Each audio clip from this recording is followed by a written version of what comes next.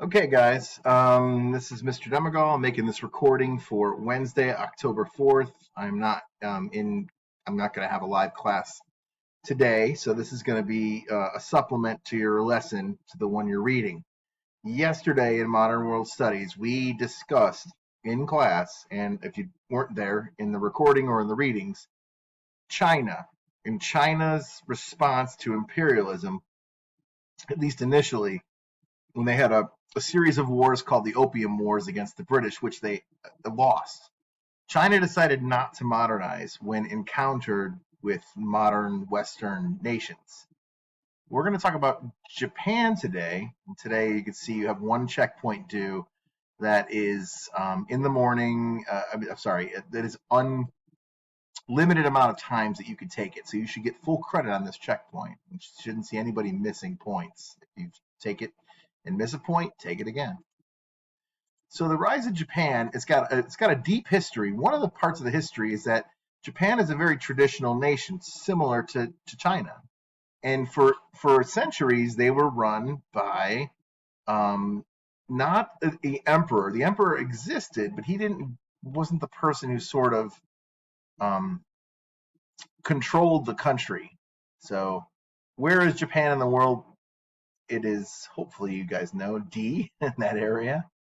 So Japan is in right off the coast of China. Now, Japan is a smaller nation. It's an island or a series of islands, four big ones, much smaller than China. Sort of secluded, been secluded by itself for quite a while. It traded historically with China and Korea and their neighbors, but no really other um, encounters with Western culture. Now, the Industrial Revolution hit all these nations, including America and Europe. So when the industrial nations encountered China, we saw what happened yesterday in class. Japan, also traditional, ruled by a shogun. Now, a shogun is like a military leader, and they are defended by samurai. Samurai in Japan are very traditional fighters. You can see a picture here. Professional Japanese warriors. Okay, that's the system they have up through the early and mid 1850s, so for quite a while. While America is, for instance, is um, right before the Civil War, Japan still has samurai. Okay, missionaries do come to Japan and they do convert some of the Japanese people to Christianity. However, there is pushback against this, and eventually Christianity is banned in the country.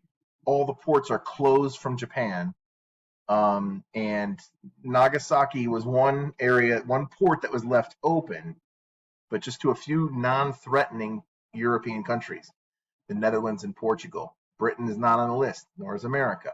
They don't get to trade. And anybody who leaves the country in Japan would be put to death. Anybody who converts to Christianity will be put to death. The Japanese government is very serious about not interacting with the outside world. This is called the Tokugawa era. Now, the Tokugawa era in Japan was a good era in a lot of ways. Everybody could read and write for the most part, one of the most literate places on earth. It's also urbanized. The city of Edo, which you know as Tokyo, was actually bigger than London or Paris at the time.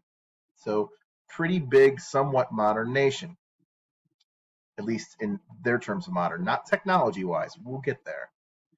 The United States in the 1850s was just starting to feel itself a little bit. They had already expanded across the western part of the United States. California is now being populated in huge numbers.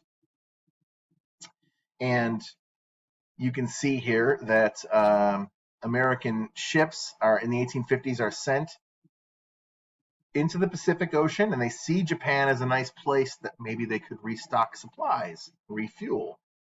So the president at the time, Millard Fillmore, as you see in this picture, that's Millard Fillmore. Looks a little bit like the actor Alec Baldwin, to me at least. He sends his Admiral Matthew Perry out to Japan, okay, and he sends him with a letter, and basically it's an offer to the Japanese people and the shogun, who's the leader of the country. Again, there is an emperor, but he's not in charge or leading the country at this time. Perry delivers the letter, and essentially it says We would like to trade with you, the United States. We would love to trade with you in open communications. We will be back in a year and expect to have an answer. Okay. Also, Perry refuses to deliver this letter to anybody other than the shogun, the leader. Now, when they come back, they give the Japanese some time to think about, because the Japanese realize we can't stop the Americans from coming here. The Commodore Perry is a fleet of 9 U.S. naval ships with guns. That's not an accident. America shows up with guns to show the Japanese, hey, this is what we have. We're not threatening you, but we want you to know you could see our ships, right? We can, if we want to, use force. So the Japanese make a decision. They sign some trade treaties with the Western countries, and they start to go down the path of what we saw in China. They're not treated equally. The Japanese are forced to keep tariffs or taxes low on goods coming from Western countries.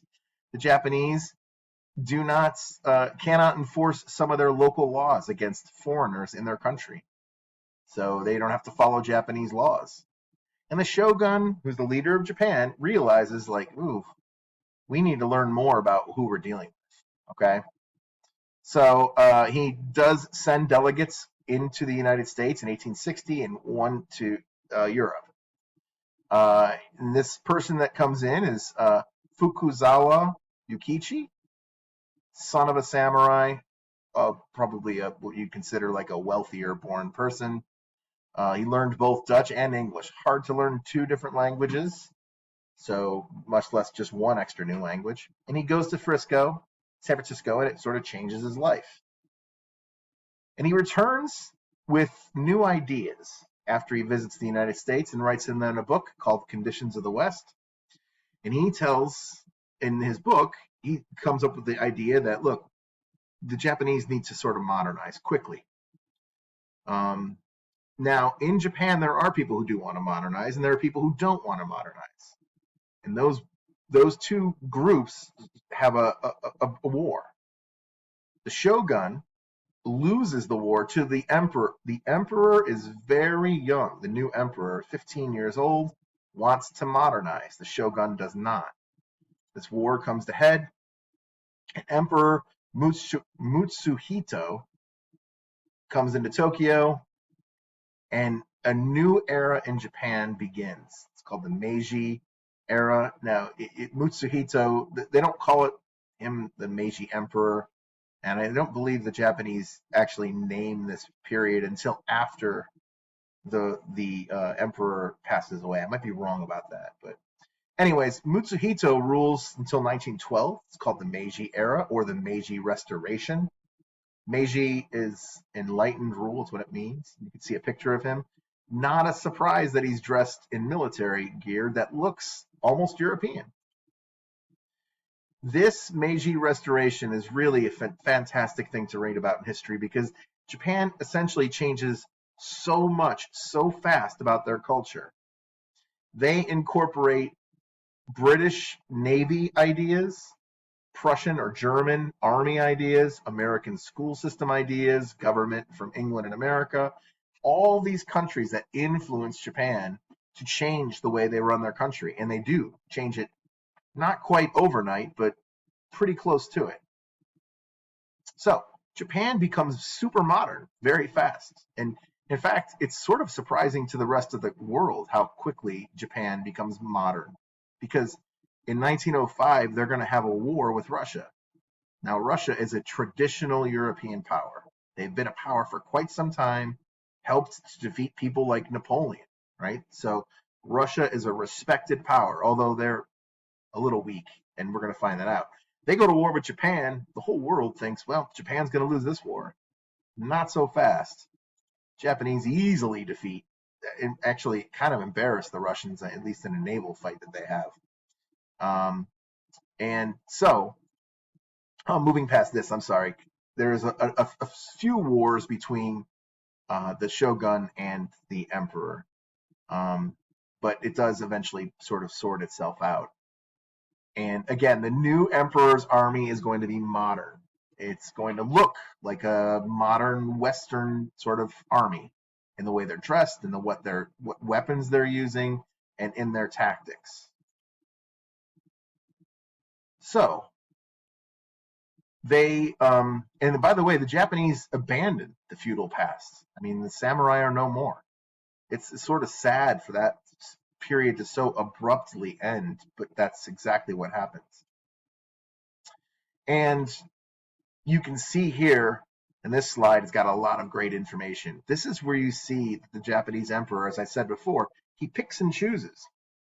Okay, I like the way the Prussian army or the German army is operated and how it's organized. I'm going to copy that.